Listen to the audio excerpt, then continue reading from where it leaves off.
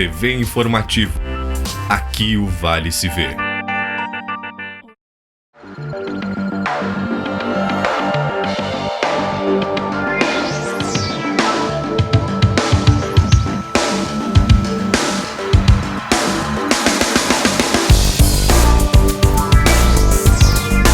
Olá, eleição definiu os conselheiros tutelares para os próximos 4 anos. Este e outros assuntos você confere a partir de agora no Redação Informativo.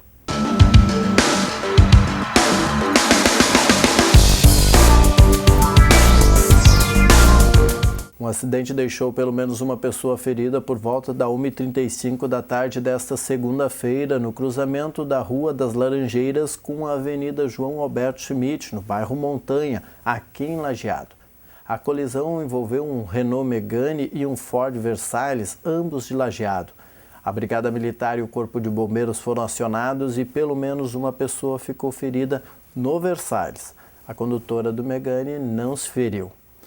E um incêndio destruiu uma casa de madeira na Vila dos Papeleiros nesta segunda-feira. O fogo iniciou por volta das 9h40 da manhã e consumiu rapidamente a casa na Rua João Sebastiani, no bairro Montanha. As chamas se originaram no fogão a lenha. Com dor de cabeça, o proprietário havia se deitado e sozinho em casa quando iniciou o incêndio. Sua esposa havia ido ao mercado. Vizinhos escutaram os barulhos e acionaram o Corpo de Bombeiros, que realizou o rescaldo da área para evitar que as chamas se espalhassem para as casas vizinhas. Uma mulher de 54 anos morreu em um acidente de trânsito no fim da manhã de domingo. Foi na VRS 835, na localidade de Otávio Azevedo, em Paverama. A colisão frontal entre um Vectra de Fazenda Vila Nova e um Gol de Campo Bom, no quilômetro 4 da rodovia, resultou nessa morte. O acidente aconteceu em uma curva e, segundo o pelotão rodoviário da Brigada Militar de Taquari, o Vectra trafegava no sentido BR-386 e o Gol no sentido contrário. Ana Elisa da Silva Dornelles, moradora de Campo Bom e que estava no banco traseiro do Gol, morreu no local. Outros 3 ocupantes deste veículo, Douglas Pereira Plácido, Maria Helena da Silva e Sheila Tamires Dornelles, foram encaminhados ao Hospital Ouro Branco, em Teutônia. Pelo estado de saúde, Plácido foi transferido para o Hospital de Pronto-Socorro de Canoas. Maria Helena segue internada na Casa de Saúde de Teutônia em estado regular e Sheila foi liberada. O condutor do Vectra, Flávio Silva das Neves, morador de Fazenda Vila Nova, não se feriu. O trânsito ficou em meia pista por cerca de meia hora até que houve a remoção dos veículos da pista. E um homem de 28 anos teve sua moto Honda CG, uma 125 Fan, roubada na noite deste domingo. O assalto aconteceu por volta das 18h45 na Avenida Avelino Tallini, no bairro Universitário. A vítima estava com seu veículo de placa IQC 1643 estacionado em frente à rótula da biblioteca da Univartes quando foi abordada por 2 homens em uma Twister prata. O caroneiro desceu e com uma pistola anunciou o assalto. Os bandidos fugiram em direção ao Parque do Imigrante. Na fuga, o bandido que levou a moto da vítima ainda efetuou um disparo para o alto. E um vigilante de um posto de gasolina foi baleado ao reagir a uma tentativa de assalto à 00h20 desta segunda-feira. Segundo a Brigada Militar, pelo menos 3 bandidos chegaram ao estabelecimento localizado no bairro Canabarro, às margens da Via Láctea, e tentaram assaltar o posto. O guarda foi atingido por 3 tiros, um no peito e 2 nas pernas. Manuel Forene Cardoso, de 42 anos, recebeu os primeiros atendimentos no Hospital Ouro Branco, mas devido aos ferimentos foi transferido para o Hospital Pronto-Socorro de Canoas. A Brigada Militar foi acionada, mas não localizou os responsáveis. Testemunhas avistaram um automóvel fugindo do local depois dos disparos, mas não conseguiram identificar o modelo do veículo. Imagens das câmeras de segurança do estabelecimento devem ser utilizadas pela polícia para auxiliar nas investigações. E cerca de 10.000 frangos morreram em um incêndio em um aviário na madrugada desta segunda-feira em Linhalém, interior de Estrela. Segundo o Corpo de Bombeiros, o fogo teria iniciado em uma caldeira por volta da 00h55. Houve queima de cerca de 25% da estrutura do aviário, estimada em 100 metros quadrados. Os bombeiros voluntários de Teutônia auxiliaram na guarnição de Estrela no combate a essas chamas. Foram utilizados em torno de 18 mil litros de água na ocorrência. Acompanhe agora o comentário da nutricionista Elizabeth Weisman. Olá, hoje vou falar sobre a água mineral. Será que a água mineral é tudo igual? Até certo ponto da vida, as únicas informações que você possui sobre a água são de que ela é insípida, inodora e incolor, ou seja, não tem gosto, não tem cheiro e não tem cor. Mas com o tempo, a preocupação com os demais nutrientes presentes em sua composição se desperta e você percebe que a água não é tudo igual. Nas águas minerais, por exemplo, é possível encontrar quantidades diferenciadas de sódio, cálcio, potássio e até mesmo verificar o potencial hidrogênico, pH, que ela possui. Apresenta o potencial hidrogênico abaixo de 5,5, são consideradas muito ácidas e podem agravar quadros de sensibilidade estomacal, como gastrite e refluxo. Por outro lado, um pH acima de 7 pode contribuir para a formação de pedra nos rins. Neste caso, é recomendável que o valor ideal esteja entre 6 e 7. Todos os componentes, de alguma forma, são benéficos ao organismo, mas se ingeridos em excesso também podem ser prejudiciais à saúde. Contudo, nada disso deve servir de desculpa para deixar de beber água. Para saber quanto é necessário beber, é possível fazer um cálculo simples. Um adulto saudável pode tomar cerca de 35 ml de água por quilo de peso. Por exemplo, um indivíduo de 70 quilos deveria ingerir 2.450 ml de água pura por dia, já que ela permite o equilíbrio de diversas funções no organismo, como a melhora do ritmo metabólico e o funcionamento intestinal.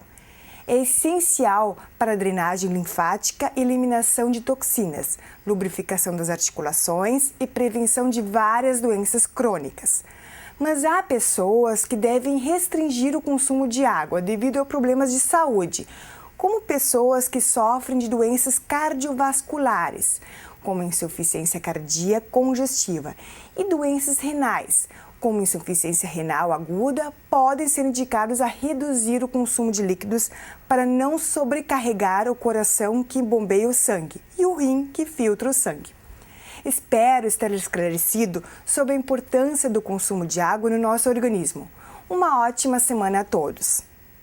E o governo de Lajeado, através da Secretaria de Obras e Serviços Urbanos, executou uma obra que deu cara nova à rua Leopoldo Schneider, no bairro Santo André.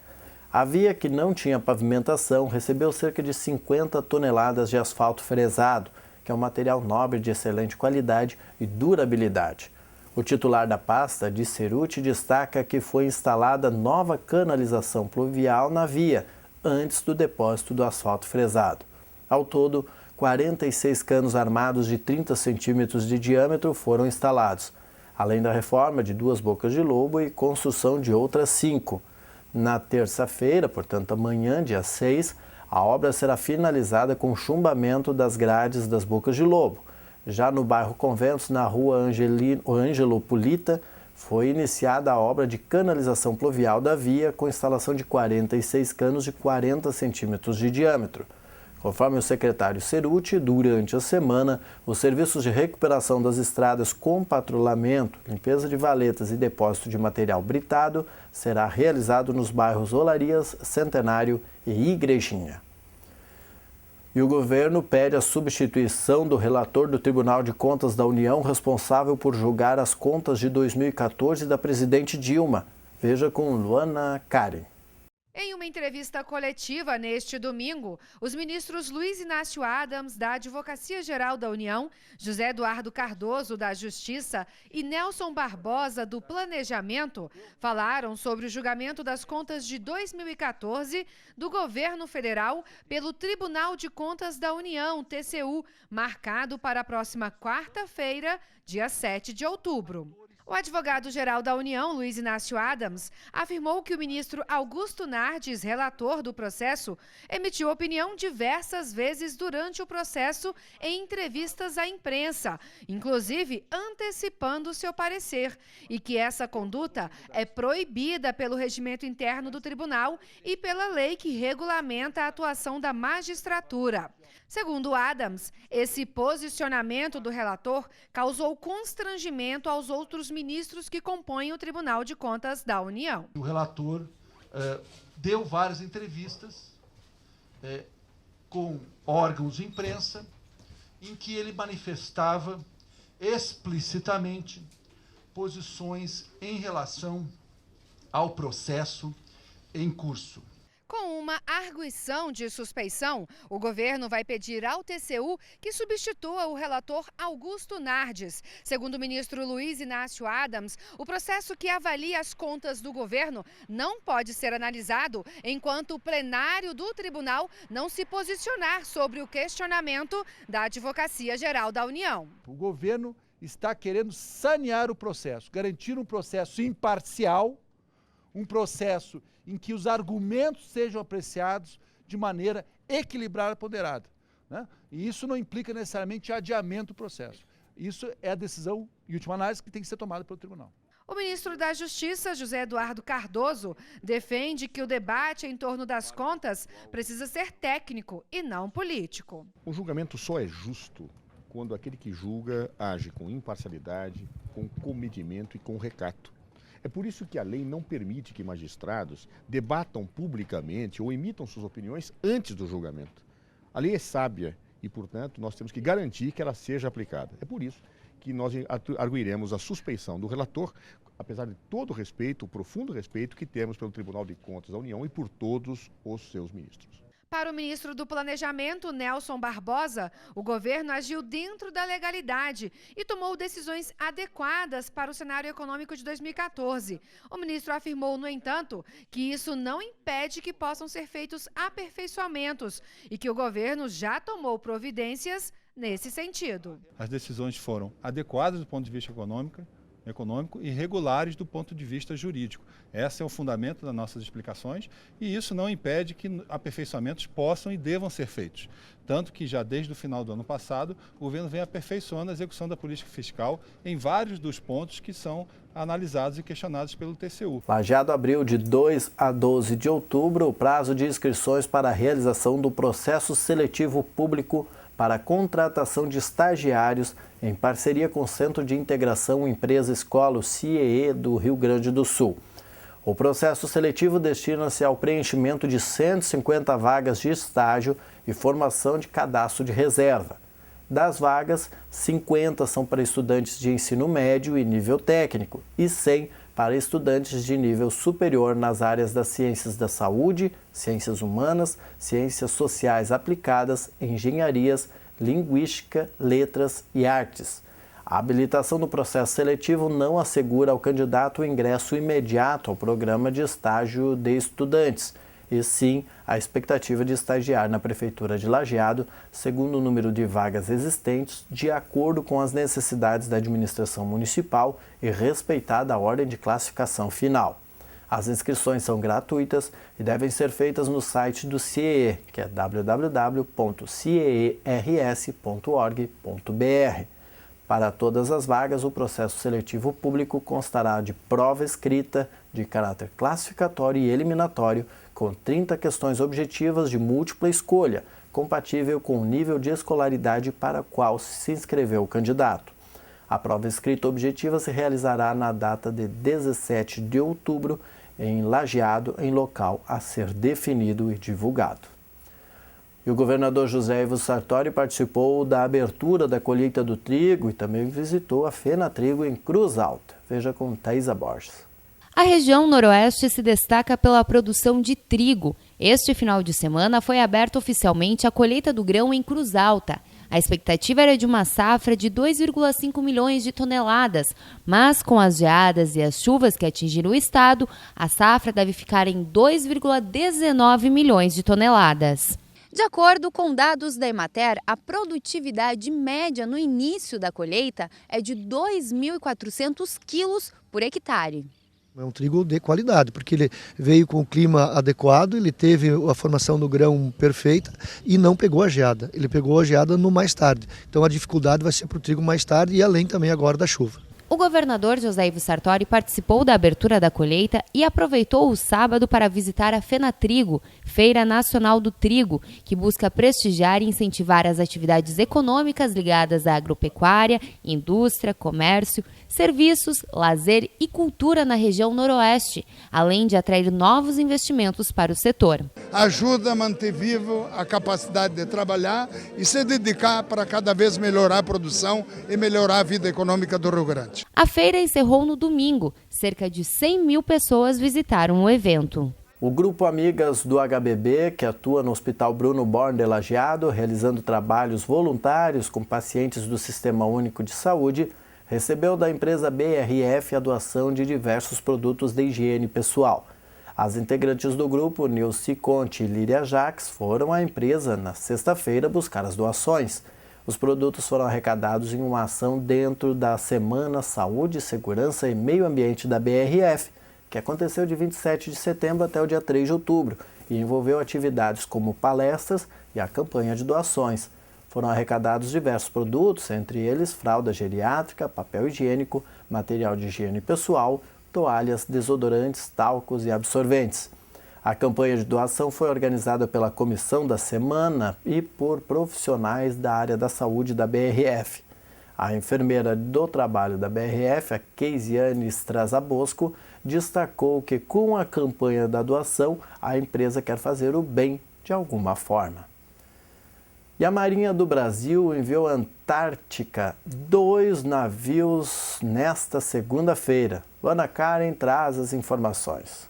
A Marinha do Brasil envia nesta segunda-feira à Antártica 2 navios. As embarcações deixam o Rio de Janeiro com a missão de apoiar a Estação Antártica Comandante Ferraz e as diversas instituições que desenvolvem pesquisas científicas no local. Por exemplo, coletando amostras de água e do solo marinho, estudando as aves e fazendo pesquisas geológicas. As atividades científicas envolvem profissionais de várias instituições de ensino e pesquisa do país. O regresso das embarcações está previsto para o dia 29 de março do ano que vem. De Brasília, Luana Karen. Maria Helena Gittens, Paulo Roberto Martins, Maria Antonieta Arenhar, Norma Stroyer Diedrich e Alexandre Martini foram os conselheiros tutelares eleitos em Estrela neste domingo.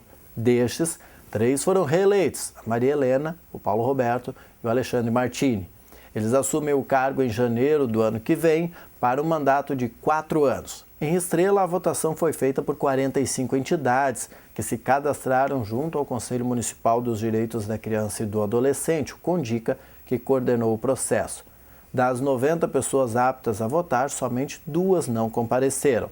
Na apuração, realizada logo após o encerramento da votação, foram contabilizados 6 votos em branco e 1 nulo. Em Lajeado, os 5 eleitos foram Francine Radaeli, Marino Luiz Barcé, Tatiane Machado, Bárbara Spengler e Maria Aparecida Miller. Eles vão ter a missão de atender crianças e adolescentes em situação de risco pessoal. A contagem dos votos estendeu-se até às 11 horas da noite de domingo e foi realizada no Salão de Eventos da Prefeitura, sob o olhar dos 20 candidatos e seus acompanhantes. Um total de 3.425 votos foram computados, sendo 3.398 válidos, 27 votos nulos e brancos. E a agricultura familiar contratou 7 bilhões e 400 milhões de reais em 3 meses da safra 2015 e 2016. Veja com Luana Karen.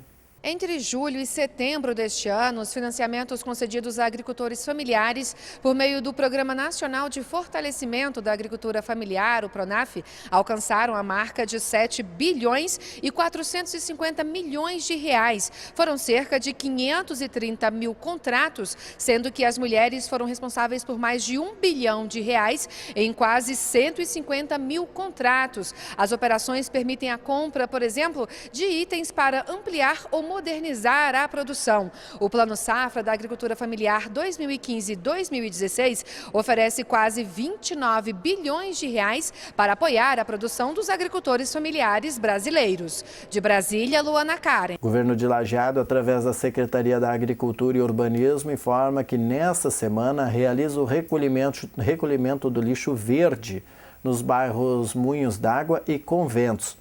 O titular da pasta, Ricardo Giovanella, lembra que o material verde proveniente de roçadas, ajardinamentos e podas de árvores é recolhido diariamente no município. Porém, os entulhos não são responsabilidade do poder público. Neste caso, a recomendação é de que o munícipe contrate o serviço de teleentulho. O depósito de entulhos em áreas públicas é proibido. Entre os dias 28 de setembro e 2 de outubro, foram recolhidas 17 cargas de lixo verde no bairro Centenário, 13 cargas no bairro Olarias e 11 no bairro Montanha. E os idosos já são 13% da população brasileira. João Pedro Neto traz as informações. São mais de 26 milhões de pessoas com mais de 60 anos no país, segundo o IBGE. Os idosos representam 13% da população, número que deve crescer com o aumento da expectativa de vida do brasileiro. Em 2013, foi de quase 74 anos e até 2050, o Brasil deve ter mais pessoas idosas do que jovens com menos de 15 anos de idade. Senhoras e senhores, como a dona Ildenê, de 84 anos. A velhice é como um pôr de sol dourado, esse pôr de sol daqui de Brasília, que é tão lindo. Eu sou muito feliz nesta idade. Por lei, as pessoas idosas têm uma série de direitos garantidos, principalmente pelo Estatuto do Idoso, que passou a valer em 2003, como atendimento preferencial. Dona Ildenê usa o caixa exclusivo no supermercado. Compras feitas e rotina que segue. Com frequência, a dona Ildenê opta pelo ônibus para se locomover por Brasília. No transporte público também é garantido o direito à prioridade no acesso à oferta de assentos preferenciais para os idosos e ainda a gratuidade a partir dos 65 anos de idade. Tem vezes que quando eu vou entrando no ônibus, alguém que está sentado bem na frente já se levanta e já me dá o lugar. Aquilo é uma alegria, uma bênção de Deus, eu considero aquilo. Atualmente, 21 milhões e 300 mil idosos recebem a aposentadoria pela Previdência Social. Para garantir renda a quem não tem aposentadoria, a oferta do benefício de prestação continuada no valor de um salário mínimo. Os idosos também têm direito à vacinação gratuita. No ano passado, 18 milhões de pessoas com mais de 60 anos tomaram a vacina da gripe. O governo federal também distribui medicamentos de graça para hipertensão e diabetes e garante descontos de até 90% em outros remédios. Nós temos hoje uma série de conquistas de longos anos de luta da própria população idosa. Acesso à saúde, acesso à cultura, esporte, lazer. Nós temos hoje garantias que são resultantes do Estatuto, mas são resultantes de há mais tempo de outras tantas políticas que nós já temos. Então estamos melhor sim e vamos ficar muito melhor. Um grupo de 20 produtores que fazem parte das unidades de referência da chamada pública do leite, que é operacionalizada pela Emater por meio de convênio com o Ministério do Desenvolvimento Agrário, participou sexta-feira de uma capacitação com temas relacionados à bovinocultura do leite. O evento foi dividido em 4 etapas, com a realização de palestra, apresentação de planilha de cálculo para a gestão de propriedade leiteira, troca de experiências e atividade de campo sobre silagem e sala de ordenha. Todas as ações ocorreram no Colégio Teutônia, no município vizinho. Um dos temas abordados durante o dia foi o chamado gerenciamento da propriedade, em palestra ministrada pelo supervisor da Emater, César Burilli. Conceitos relacionados à receita, despesa, custos, juros sobre capital, margem bruta e lucro foram abordados por Burilli com o objetivo de qualificar os processos de gestão e para alertar a respeito da importância da organização nas propriedades rurais. O projeto para facilitar a doação de dinheiro a universidades, hospitais e museus está em debate. Veja com Dante Ascioli, da TV Senado. Quando assumiu o comando da Universidade de Brasília, o reitor Ivan Camargo foi procurado por ex-alunos e empresários. Eles queriam doar dinheiro para financiar pesquisas da UNB, mas, segundo o reitor, a legislação atual não ajudou. É impossível. Doar para uma universidade pública hoje, por incrível que pareça, é impossível. A consultora do Senado explica os entraves na lei. A falta de uma previsão em lei sobre a criação desses fundos dificulta que o doador saiba qual vai ser o destino final do dinheiro ou do patrimônio doado. Poucas instituições conseguem romper esses obstáculos. A Universidade de São Paulo, a Fundação Getúlio Vargas e o Instituto Tecnológico da Aeronáutica são exemplos. O projeto aprovado pela Comissão de Educação do Senado pretende incluir outras instituições. O texto prevê a criação dos fundos patrimoniais.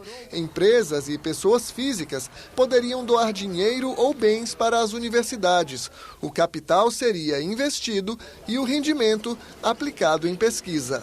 Vai existir um conselho de administração composto por no mínimo 5 membros que vai decidir sobre a destinação desses recursos e um comitê de investimentos que deve ser composto por no mínimo 3 membros com notórios conhecimentos no mercado financeiro, que vai servir como um órgão consultivo que vai ajudar o conselho de administração na destinação desses recursos. Além das universidades federais, poderiam adotar o sistema as faculdades privadas sem fins lucrativos, organizações de fomento à cultura, museus e até hospitais. As empresas poderiam deduzir no imposto de renda os valores doados aos fundos patrimoniais, até o limite de 1,5% do lucro.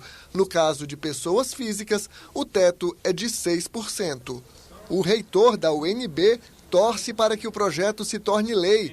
O Brasil poderia, assim, repetir a experiência de outros países. Só a Universidade de Harvard, nos Estados Unidos, recebeu mais de 30 bilhões de dólares em doações. Pesquisa é caro, pesquisa é arriscado, então precisa botar dinheiro. E assim, algumas vezes o dinheiro é fundo perdido, né? Ninguém sabe aonde vai chegar, por definição, quando você está tocando um projeto de pesquisa. Botar um pouco mais de dinheiro seriam coisas assim muito bem-vindas para a pesquisa no Brasil, para as universidades públicas no Brasil. Esses fundos, portanto, servirão para reforçar e preservar o patrimônio voltado para o apoio à pesquisa e inovação em cada instituição de ensino de forma permanente, sem retirar do poder público a responsabilidade de financiamento de tais instituições. O objetivo fundamental é exatamente dar também a oportunidade para que esses doadores saibam que aquele recurso está sendo aplicado naquela finalidade a que se prevê, que é exatamente em favor da instituição que vai receber o recurso. Então, seja ela pública ou privada. Acompanhe agora o comentário da professora Fernanda Dalloglio. Olá, sou Fernanda Dalloglio, professora e instrutora da Para Falar Treinamentos. Já falei com você sobre pontos importantes na montagem de um currículo, comunicação verbal e escrita. Hoje, vamos abordar as questões de vestimenta, postura, que é a comunicação não verbal, e comunicação oral em processos seletivos. Muito já se ouviu falar em vestimenta adequada para o mercado de trabalho e para os processos seletivos. Existe um padrão sim, o de não usarmos roupas curtas, barriga de fora, não sobrecarregar na maquiagem, enfim, tudo que deixe o nosso visual exagerado. Atualmente, algumas questões modificaram, cor de esmalte, estilo de cabelo, enfim. E é por isso que devemos respeitar o perfil de cada empresa e de cada cargo para saber o que usar no processo seletivo e de que forma se portar. Algumas oportunidades requerem pessoas mais alegres, outras já vão exigir pessoas mais centradas, quietas, com um poder de concentração maior.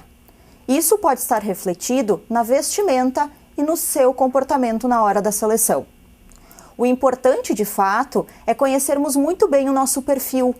Para isto, é interessante fazer um mapeamento de perfil de carreira, o que oferecemos na Para Falar, para que possa enviar o seu currículo somente para as vagas às quais o seu perfil e o seu currículo se encaixam. Postura em todos os momentos é importante. Somente cuide com autoconfiança demais para não parecer arrogante. Isto contará como algo negativo para você. A comunicação oral em processos seletivos engloba tudo o que for dito no processo seletivo, bem como tom de voz, simpatia e empatia, grau de cultura e conhecimento de mercado. Através da sua comunicação oral, deixará claro para quem estiver realizando o processo seletivo dos conhecimentos que possui. Pesquisas internacionais apontam que 55% do que conta em uma boa comunicação é a comunicação não verbal, ou seja, gestos, expressões faciais, postura. 38% o tom de voz, a maneira com que falamos. E 7% a palavra dita. Ou seja, para estar 100% em uma boa comunicação, devo gesticular de forma correta, devo utilizar o tom de voz adequado e ainda me aperfeiçoar no que vai ser dito. Além de alguns processos seletivos exigirem uma produção textual, para analisar se você tem condições de manter uma escrita profissional. Não é tarefa fácil, mas há solução. Cursos de comunicação oral e escrita vão lhe ajudar a melhorar e chegar ao 100%. Quer saber mais? Acesse nosso site www.parafalar.com.br, através do Facebook Para Falar e mais informações ainda pelo fernanda@daloglio.net ou 8416 1506. Agradeço a atenção de todos, tenham todos um bom dia. Outubro é mundialmente conhecido como o mês voltado à prevenção do câncer de mama. E a Unimed Vales do Taquari e Rio Pardo, consciente de seu papel social, desenvolve um conjunto de ações com o objetivo de alertar clientes e comunidade sobre o assunto. É a campanha Lenço ou Cabelo. A melhor opção é a sua doação. Para reforçar a luta contra a doença, a Cooperativa Médica vai arrecadar, durante a realização da 31ª Oktoberfest em Santa Cruz do Sul, doações de lenços. Os acessórios, que podem ser de diversos tamanhos e cores, serão destinados a entidades da região que atuam no atendimento a pacientes oncológicos. As doações podem ser feitas durante todo o período da festa germânica, que vai do dia 7 até o dia 18 de outubro, na Casa da Unimed, dentro do parque. Assim como na edição de 2014 da Festa da Alegria, o espaço ainda serve como ponto de coleta para doações de cabelo. Para quem quiser contribuir, a Unimed Vales do Taquari e Rio Pardo vai oferecer o corte de cabelo sem custo. As mechas, que devem conter pelo menos 15 centímetros de comprimento, serão destinadas para a confecção de perucas, posteriormente doadas para pacientes com câncer. Todos os tipos de cabelo serão aceitos, inclusive com tintas ou tinturas ou químicas. É a oportunidade de fazer o bem ao próximo e ainda curtir a festa com um visual renovado. Neste ano, a Cooperativa Médica optou por ampliar a ação através da doação de lenços, pensando em incluir todas as pessoas que, por algum motivo, não podem doar as suas mechas de cabelo. E veja como será esta terça-feira com o jornalista Rodrigo Nascimento e a previsão do tempo. Olá, esse é o Boletim do Tempo para o Redação Informativo, começando a semana na sua companhia com a previsão para esta terça-feira no Rio Grande do Sul e no Vale do Taquari. E nesta terça-feira o tempo segue seco, pelo menos durante boa parte do dia. Uma área de instabilidade chega ao estado e até o fim do dia, o início da noite, pode chover em algumas regiões e alguns pontos isolados. E essa chuva promete ser companheira nessa semana. Mas isso é assunto para as próximas previsões. Nesta terça-feira, então, o clima continua seco durante toda boa parte do dia e as temperaturas em elevação, próximo dos 30 graus. Já sabe, né? Esquenta, chove. Vamos ver então como ficam as temperaturas aqui na nossa região, no Vale do Taquari. Em Lajeado, o dia amanhece com sol, a mínima prevista é de 14 graus e a máxima pode chegar aos 31 graus à tarde. À noite pode chover em Lajeado. Em Arroio do Meio, o dia começa com sol, mas do meio né? Do meio do dia até o fim já pode ter um pouquinho mais de instabilidade e pode chover em alguns momentos do dia e início da noite. A mínima prevista é de 13 graus e a máxima chega aos 29 graus em Arroio do Meio nesta terça-feira. Este foi então o Boletim do Tempo. Nós ficamos por aqui, voltamos na próxima edição do programa. Até a próxima.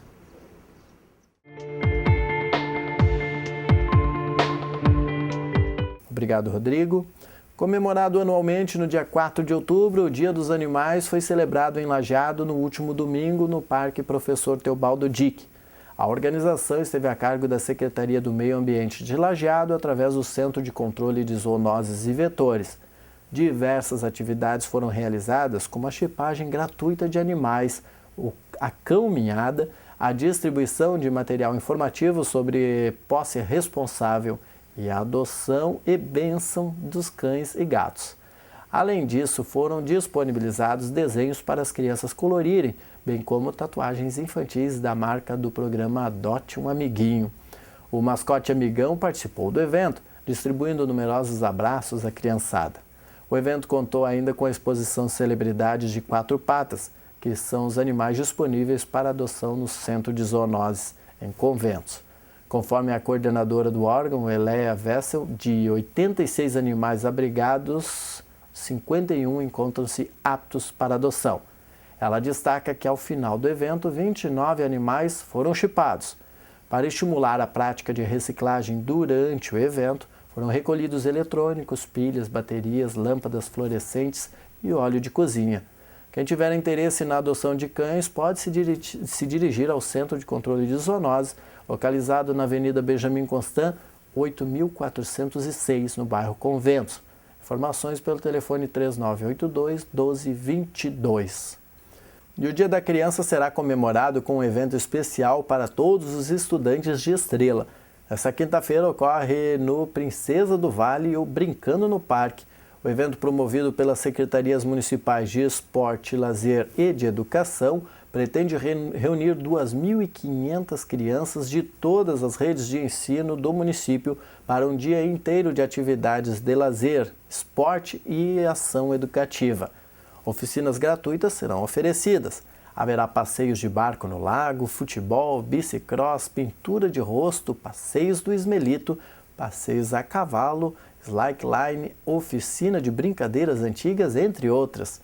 Também terá cinema 3D, brinquedos infláveis, espaço aventura, o Yo-Yo Man e escolinha de trânsito com a Brigada Militar e o SESC Senat. As crianças receberão um lanche saudável para que assimilem a importância da nutrição adequada. As atividades ocorrem das 8 horas até as 11 da manhã e pela tarde da 1 até as 5. O Brincando no Parque é realizado pela SMEL e também pela Secretaria de Educação, com o apoio das Secretarias de Cultura e Turismo e do Desenvolvimento Social, Trabalho e Habitação.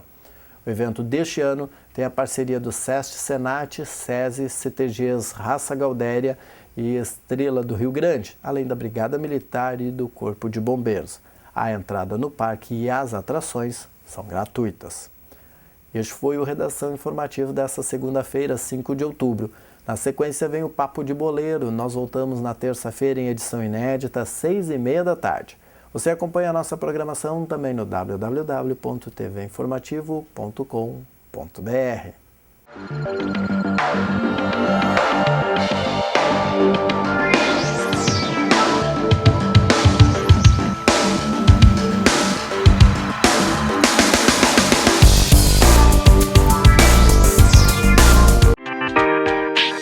TV Informativo. Aqui o Vale se vê.